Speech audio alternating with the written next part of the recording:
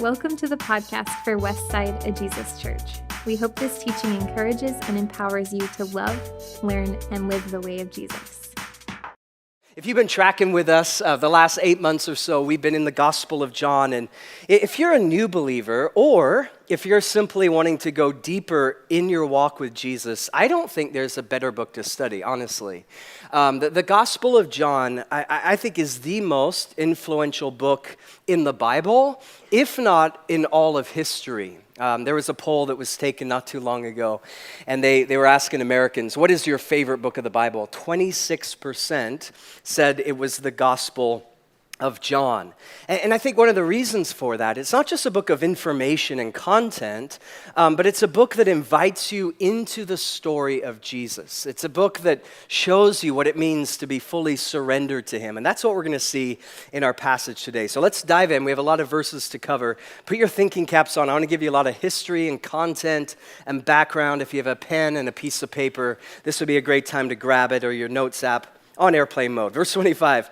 At that point, some of the people of Jerusalem began to ask, isn't this the man they're trying to kill? Here he is speaking publicly, and they're not saying a word to him. Have the authorities really concluded that he is the Messiah? But we know where this man is from. When the Messiah comes, no one will know where he is from. And Jesus, still teaching in the temple courts, cried out, yes, you know me, and you know where I am from. I am not here on my own authority, but he who sent me is true. You do not know him, but I know him because I am from him and he sent me. And at this, verse 30, they tried to seize him, but no one laid a hand on him because his hour had not yet come. Still, many in the crowd believed him, and they said, when the Messiah comes, will he perform more signs than this man? And the Pharisees heard the crowd whispering such things about him. And the chief priests and the Pharisees sent temple guards to arrest him. And Jesus said, I am with you for only a short time, and then I'm going to the one who sent me. You will look for me, but you will not find me. And where I am, you cannot come. And Jesus said, or the Jews said to one another, where does this man intend to go that we cannot find him? Will he go where our people have scattered among the Greeks and teach Greeks? What did he mean when he said, you will look for me, but you will not find me, and where I am, you cannot come? Now, hit the pause button right there. If you were here last week, Brian Fowler took us through verses 1 through 24, which, by the way, if you missed it, you can go online, listen to that teaching. I am so glad that Brian is here.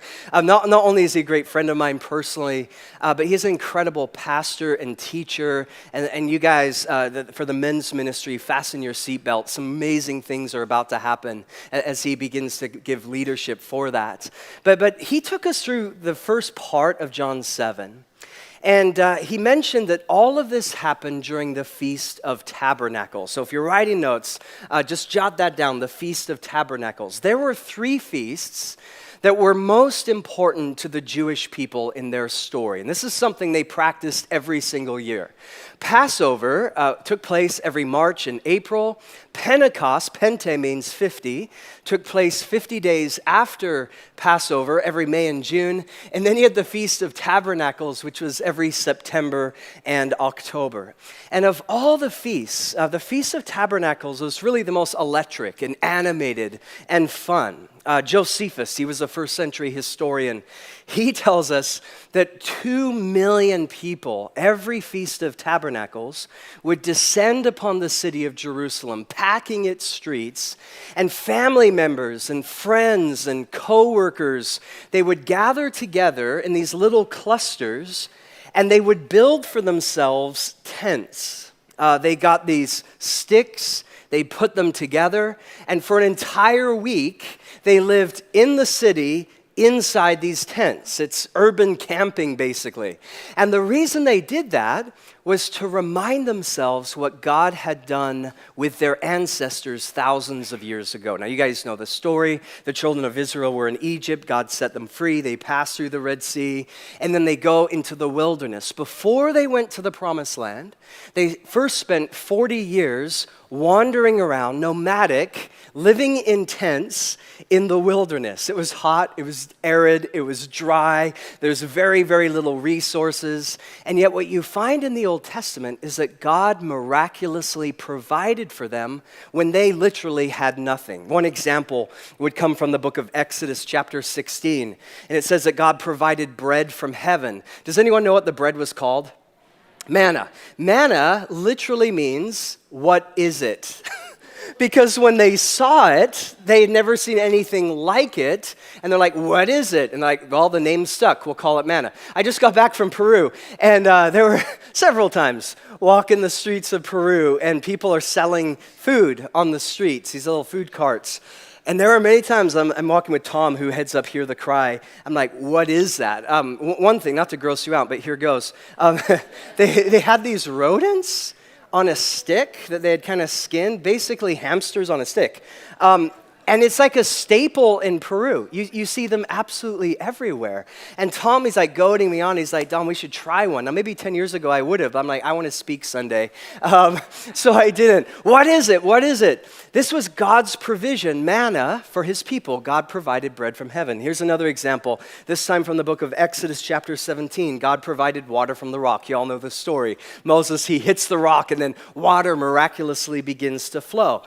When God's people had nothing, God shows up and he gives bread and he gives water and he gives meat. Now, this is where it's leading. What's so ingenious about the Gospel of John is that John is constantly referring back to those Old Testament stories. This is, by the way, it's really hard to study the New Testament without knowing the Old Testament. There are only 12 chapters in the New Testament that don't reference the Old Testament. The Old Testament gives you the foundation. The New Testament builds on that foundation.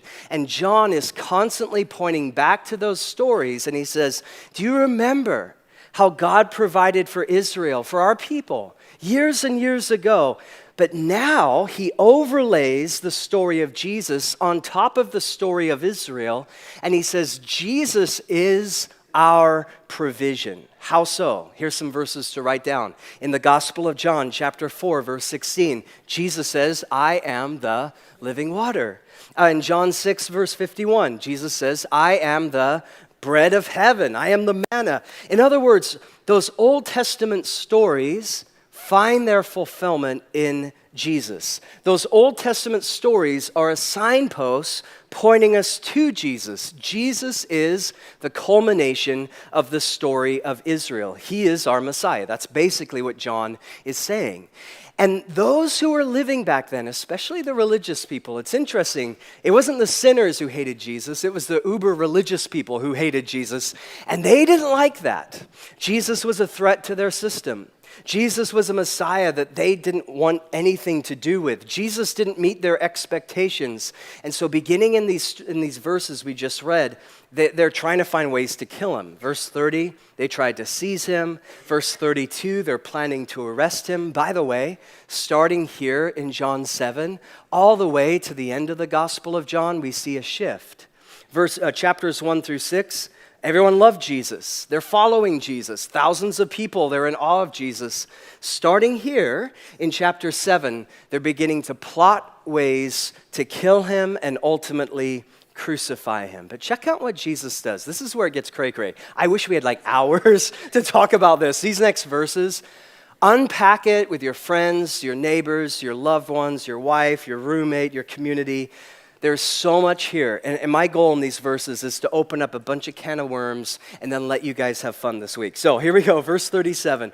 On the last and greatest day of the festival, Jesus stood and he said in a loud voice, let anyone who is thirsty come to me and drink. And so in a loud voice, I want to do that. On the count of 3, I want us to read, let anyone who is thirsty come to me and drink. 1, 2, 3. Let anyone who is thirsty come to me and drink. Whoever believes in me, as Scripture has said, rivers of living water, let me hear you say living water, will flow from within them. And by this he meant the Spirit, interesting, whom those who believed in him were later to receive. And up until that time, the Spirit had not yet been given, since Jesus had not been glorified.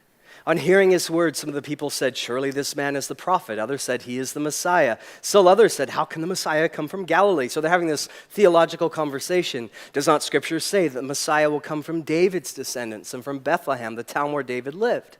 And thus the people were divided because of Jesus. Some wanted to seize him, but no one laid a hand on him. They're scared at this point.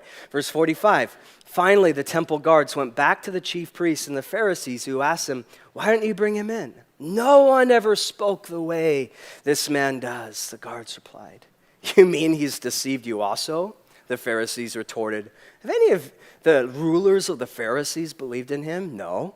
But this mob that knows nothing of the law, there is a curse on them." Nicodemus, you remember Nicodemus, Nick at Night, John chapter 3, same guy. Nicodemus, who had gone to Jesus earlier and who is one of their own number, asked, "Does our law condemn a man without first hearing him to find out what he's been doing?" And they replied, "Are you from Galilee too? Look into it, and you will find that a prophet does not come out of Galilee." Okay, deep breath. I want you to imagine the scene here. This is so cool. And this is where understanding a little bit about the context and history and background can make the Bible come alive from 2D to 3D. Imagine the scene. It's the Feast of Tabernacles. There's this atmosphere of joy and hope and anticipation for the Messiah. Verse 37, it says, "It was the last day of the feast." By the way, the last day of the Feast of Tabernacles was the most important day of all. You see, for the first few days, everyone's hanging out with their family, they're having barbecues, laughing, singing, chilling. But the very last day, they would gather together in the temple area, and they would basically have this church service. And it was packed. Thousands of people from all over Israel. It's overflowing with people.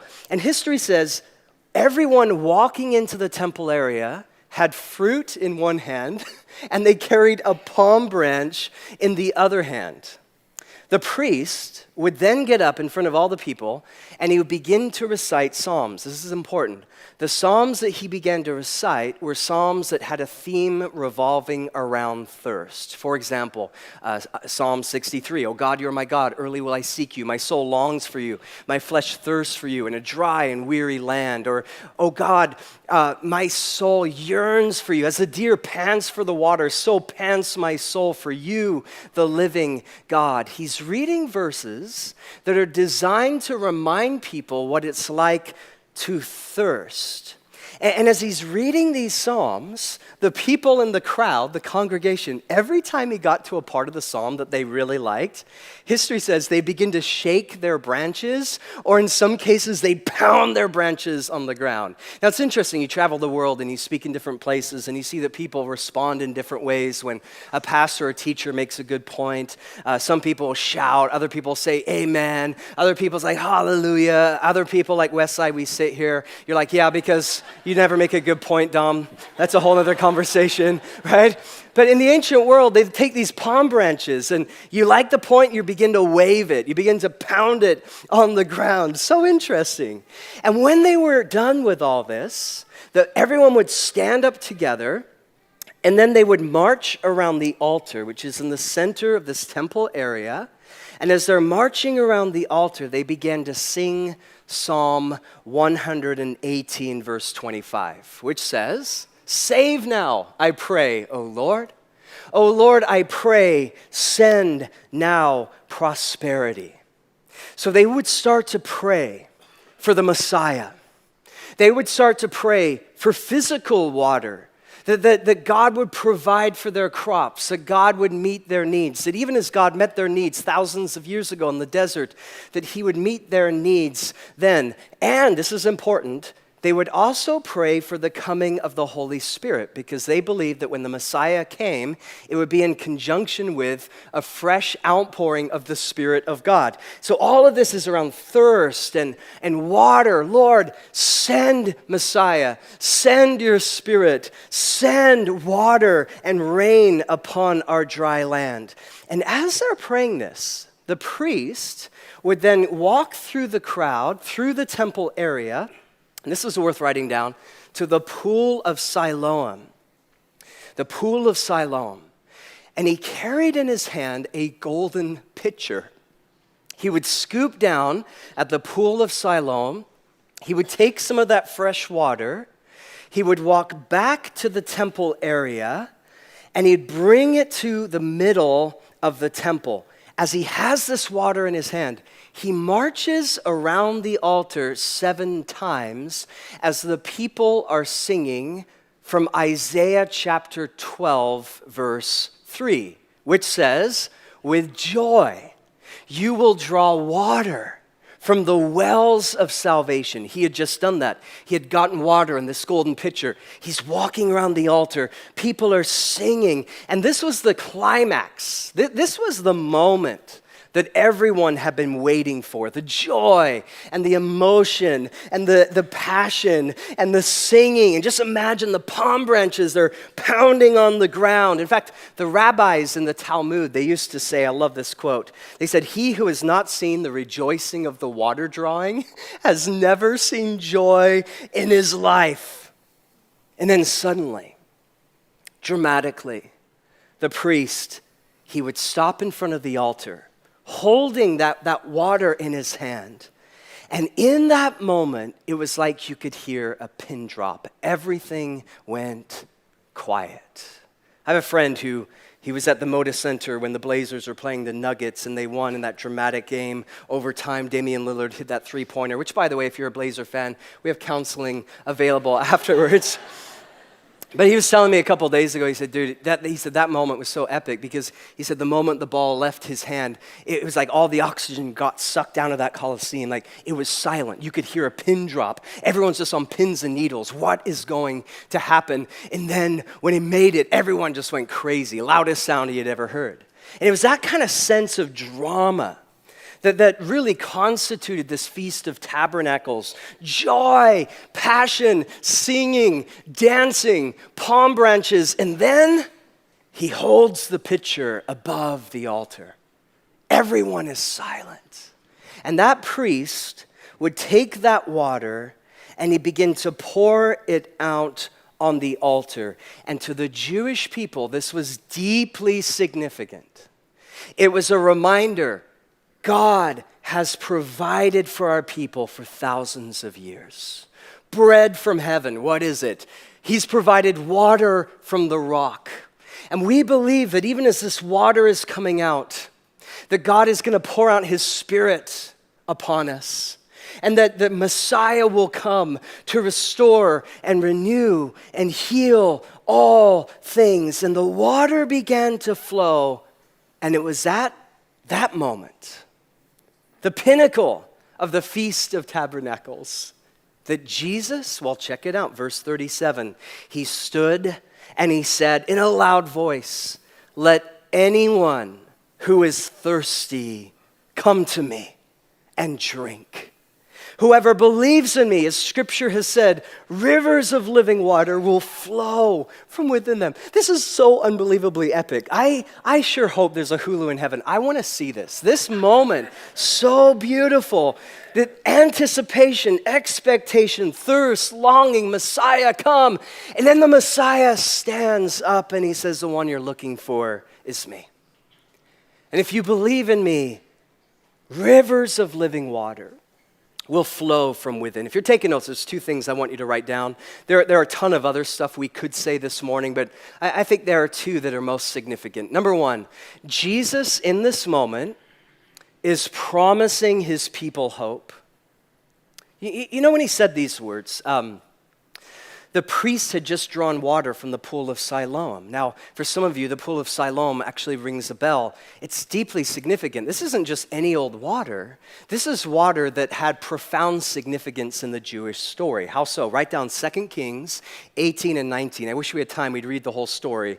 But 2 Kings 18 and 19 tells the story of how the Assyrians came down with 185,000 soldiers and they attacked the city of Jerusalem. And the way they did it was very, very common in the ancient world. Probably the most common way to attack a city was first to besiege it. You'd surround it, and that's what they did. 185,000. They surrounded the city of Jerusalem. They cut it off from supplies, from food, and from water. And the Assyrians knew it's only a matter of time before the children of Israel surrender and we've won the city.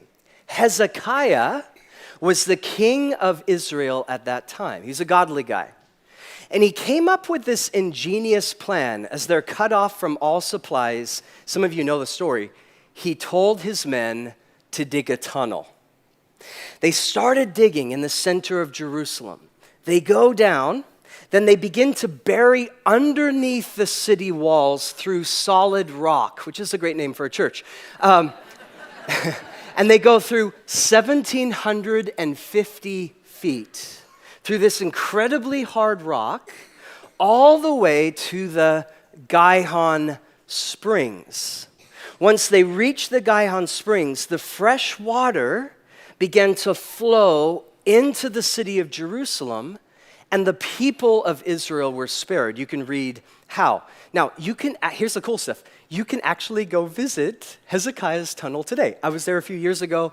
Here's a picture of it. If you're ever in the Middle East, if you're ever in Israel, you gotta go there. It's unbelievable. Archaeologists, they talk about this and they scratch their heads. Even to this day, they're like, how did they pull this off? I mean, just think about that. Going through this incredibly hard rock, they don't understand how they pulled that off. How did they reach the Gihon Springs, this direct shot, without anyone getting to go on the other side? And then also, here's another archaeological wonder. They built it at the perfect angle. So when it hit the Gihon Springs, the water began to flow into the pool of Siloam in the center of Jerusalem. It's absolutely incredible. I love the Bible. So this is the pool of water that the priest on the Feast of Tabernacles was drawing from. Here's what you need to know. For the Jewish people, this water from Siloam was way more than water. It was a symbol. It was a symbol of hope, that in their darkest days, God was with them, that God saw them through, that the enemy didn't win, that they would have deliverance. In fact, they loved this water so much, in Psalm 46, they wrote a song about it. And they said, there is a river whose streams make glad the city of God. When Jesus, on the last day of the Feast of Tabernacles, stands up and says, hey, I am that living water. There's so much going on here. To a city that was besieged and surrounded and occupied, this time not by the Assyrians, but by the Romans, Jesus is saying, I am your deliverer. I am the one who's going to see you through. I am your rescuer. And man, what a word of hope for some of us here today. I know that some of you, you're in a season right now where it feels like you're besieged and occupied by the enemy. Some of you, it just feels like the enemy's right outside the city walls, and he's trying to speak hopelessness into your heart and get you to give up. Maybe you're facing a crisis in your marriage, or loneliness and singleness, or maybe you're going through a time at work. It's just hard, and you're in this season right now. It's like, man, enemies on every side. What's going to happen? Hey, there is a river. There is a river whose streams make glad the city of God. God will make a way for you. And that could be the word you just need to cling on to today. Where there seems to be no hope, with Jesus there always is hope. He will never abandon what he has begun. And sometimes, like Hezekiah's tunnel, God's best work takes place when we don't see it. So keep seeking him, keep pursuing him, keep digging that tunnel, keep praying, keep hoping. God will come through for you. Jesus is giving his people hope. Number 2, let's take it deeper. Jesus in this moment is inviting his people into the life of the Spirit. This is where I wish we had 30 minutes more, and we don't. Let me draw your attention to verse 39. Jesus says, living water will flow from within. And then John adds this little commentary. He says, by this he meant the Spirit. Now, Jesus says, what happens when you believe in me? And that word believe, by the way, in the Greek language, isn't just agreeing with something mentally. It means all of life surrender. So he says, when you believe in me and trust in me, what's going to happen is like a river. The Spirit of God is going to flow into your life, and through your life. And I've been on 10 different planes the last 2 weeks. And I've been doing, as I'm on each plane, I'm like researching stuff and writing some stuff down. I did some work on this word river, and it's so interesting. In the Greek language, the word river is potamos. Let me hear you say potamos. Yeah, someone said it emphatically. That's awesome. Some say potamos, some say potamos. And this word river, it doesn't just mean like this little creek. It means water that starts small and it gets increasingly larger and larger and larger until this river is so big that you're carried away by a flood. This is a word that Jesus uses in the temple at the altar. The water is coming down and Jesus says, potemos, there is a river. It starts small and it gets increasingly bigger and bigger and bigger. Now, those of you who know the Old Testament well, all kinds of alarm bells and lights are flashing on your dashboard because you know what Jesus is talking about here. Jot this down, Ezekiel chapter 47. Jesus is referencing one of the most interesting, beautiful metaphors in all of the Old Testament. Ezekiel 47. God tells Ezekiel, he says, hey, I want to give you a vision. And Ezekiel looks and he sees the temple and the altar. And it says there was a river that was flowing from the temple going out of the city. And God says to Ezekiel, I want you to get into this river. And it says that Ezekiel went 1,500 feet, and the water from the river came to his ankles. And God said, Ezekiel, I want you to go deeper still. Let's go. 1,500 more feet. And it says the water went to his, does anyone know? A couple of you, yeah, his knees. And God says, Ezekiel, I want you to go deeper still. 1,500 more feet. And the water came to his waist. Ezekiel, go further out into the river. And it says that the river was so wild that it was over his head. It was impassable. So the river started small and it got bigger and bigger and bigger. And that river, read Ezekiel 47 later, it's a symbol of the Holy Spirit. Here in John chapter 7, Jesus is referencing that story. And he says, you know that river that Ezekiel spoke of that grows and grows and grows. That river is a picture of what happens when you believe in me. The Spirit of God begins to flow into you and through you. Now let's tie this all together. I think even as Ezekiel was at different points in the river, so too every single one of us this morning at this 10 a.m. gathering, every one of us are in different points when it comes to the life of the Spirit. Some of us in this room, maybe you're a new believer, or you've been following Jesus now for a few months or a couple years or something, and it's like you're at a point where the river's at your ankles. You're just getting your feet wet.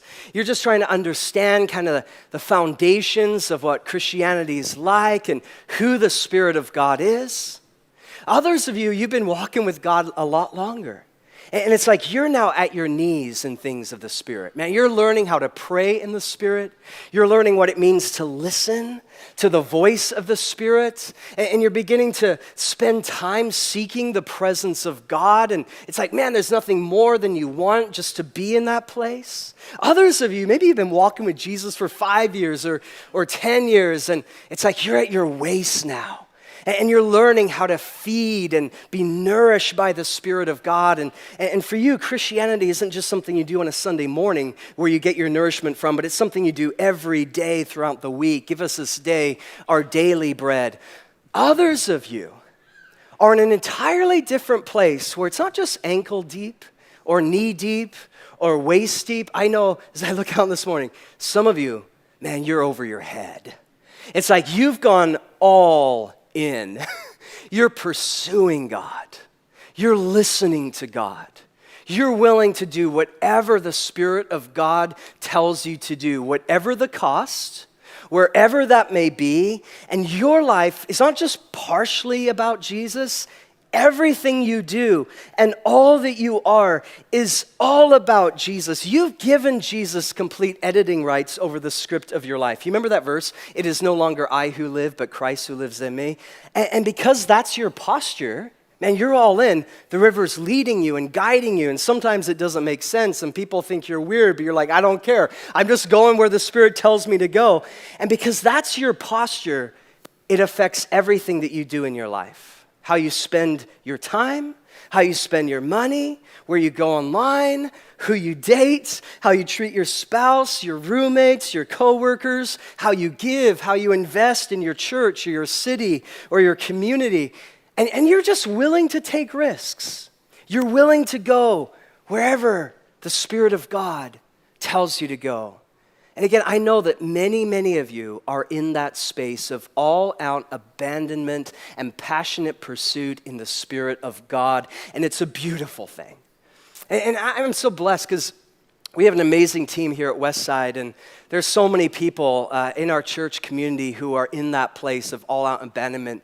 But for me, some of the couples that come at the top of the list when I think of being led by the Spirit have to be our kids pastors, Jamie and Kirksey. Have you guys met them? I think we have a picture of them. There they are right there. If you haven't met them, man, you got to. Incredible people. And what I love about their story is it's about a year ago, Tim, where we put out this thing on social media, an opportunity for a job here at Westside to be a kids pastor. And Jamie and Kirksey, they're living in Scotland at the time. Which, if you've ever been to Scotland, it's like the most beautiful place on earth. They both have incredible jobs and careers, paid well, lots of opportunity for success and climbing the ladder. And for them, it made absolutely no sense to do anything different. And yet they saw this random post from Westside of Jesus Church, and they look at each other and are like, I think we need to apply for that. And they began to pray, and they sensed God's Spirit saying, you gotta do it. And it made no sense financially, practically, all their families back there, but they couldn't, you know that feeling, you just can't shake the Spirit of God, and it's like, you need to do this, but why just do it? And so they applied, long story short, got the job. Now we have kids pastors that sound like William Wallace. It's absolutely amazing. But you know, they root up everything. They come to the city of Portland, of all places, and I don't know if you guys know this, but Portland kind of has, when you travel, Portland has an interesting reputation. I don't know if it's Portlandia or what, but on this compassion trip that I did to Peru, it was so funny because there's like 20, 30 pastors there from all across the country, and their response every time I told them from Portland was fascinating. One guy, he's like, where do you pastor? I'm like, Portland. He's like, I'm so sorry, man. He puts his hand on my shoulder. I'm like, why? It's a great place. Another guy, where do you pastor? Oh yeah, I'm in Portland. And he looks at me, true story, and he's like, isn't Portland kind of weird? And at first I was kind of defensive. I'm like, well, I don't know, not any more than any other place. And then I opened my phone, and I don't know if any of you guys follow the Portland police on Twitter, but I got this tweet. Portland police units attempting to locate a suspicious subject who's reported to be wandering through yards of random houses. Suspect described as a white male wearing a Darth Vader mask and a bikini. Turn off the phone. I'm like, okay, maybe we are weird. Don't you love the response? The force is strong with this one. Brilliant. So it's kind of a big deal, right, for this family in a totally different country. And they're like, you know, we feel the Spirit of God is leading us to go to this weird city. Now, some of you are in that space, and those of you who are following the Spirit in that way, where Christianity for you is not just part of your life, it's all of your life. You know sometimes it can be scary. If you've ever gone whitewater rafting, man, it's unpredictable, and it's wild, and it's untamed, and there's sudden bends and rapids and waterfalls. But those of you who have gone all in the life of the Spirit, you know that there is no other way to do life. It's the best. You're listening to God. You're praying in the Spirit. You're responding to the Spirit. You're listening to the Spirit. And you would rather live on the threshold of risk than be in the comfort of mediocrity. Dietrich Bonhoeffer, who knew what it was like to live the life of the Spirit, He said this: discipleship is not limited to what you can comprehend. If you want to figure it all out, well, join the Pharisees, right? But if you're willing to be fully abandoned, plunge into the deep waters. And I will help you to comprehend even as I do. The comprehension comes later, not before you take the plunge. There is a difference between standing in the river and being led by the river. Do you guys know that? Like, one is a posture of control. I've got this, I'm at my ankles. I've got this, I'm at my knees. I got this, I'm at my waist. But who's really in control? I am. I've got the Spirit, but does the Spirit have you? One is a posture of control. The other is a posture of radical surrender. So I just want to ask, as we close, have you taken the plunge? Are you all in? Are you living in that place of surrender? Let me ask you, let me put it this way. Where are you at in the river? Are you at your ankles? Are you at your knees? Are you at your waist? And do you feel and hear the Spirit of God speaking to you today saying, that's great, but I've got more for you. There's always more, deeper and deeper still. Where are you at in the river? And I'm not saying where are you at a year ago? Maybe a year ago you were all in. Maybe a year ago you're like, man, I'm all about Jesus and I'm willing to go anywhere no matter what the cost. But now it's like you've gotten back on the shore and like, I'm still ankle deep, but I'm in control. What would it look like for you to say, I need to take the plunge. I need to go all in. I need to surrender myself fully to wherever God is wanting to lead me, where it's not I who live, but Christ who lives in me, to say yes to his call, to go when he says go, to be available for God's Spirit like water, to be poured out on you on the dry and thirsty land. Are you thirsty? Are you thirsty for more of the Spirit of God? Do you need to leave the shore in order to go deeper? Do you need to let go of something to experience all that God has for you? Do you want the Spirit of God in your life? Ask, Jesus said in Luke 11. You want the Spirit? Ask. Ask and you will receive. Seek and you will find. Knock and the door will be open to you. I don't want the kind of Christianity where it's just knee deep or ankle deep or even waist deep. I want the kind of life where it's all in, being led by him, Spirit-filled, Spirit-led, Spirit-directed, responding to his call, saying yes. Are you thirsty? Westside, are you thirsty for more of the Spirit? A couple of days ago, I revisited this old book, and language is kind of dated, but I tell you what, man, it is so powerful. If you've never read The Pursuit of God by A.W. Tozer, pick it up. It's brilliant. It's beautiful. And I read this prayer in there, and I just found my heart resonating with it. I'm like, yeah, that's my prayer right now. Make it your prayer too. Oh God, I've tasted thy goodness. And it has both satisfied me and made me thirsty for more. I am painfully conscious of my need of further grace. I am ashamed of my lack of desire. Oh God, I want to want thee. I long to be filled with longing. I thirst to be made more thirsty still. Show me thy glory that I may know thee indeed. Begin in mercy a new work of love within me. Say to my soul, rise up, my love, my fair one, and come away. Then give me grace to rise and follow thee up from this misty lowland where I have wandered so long.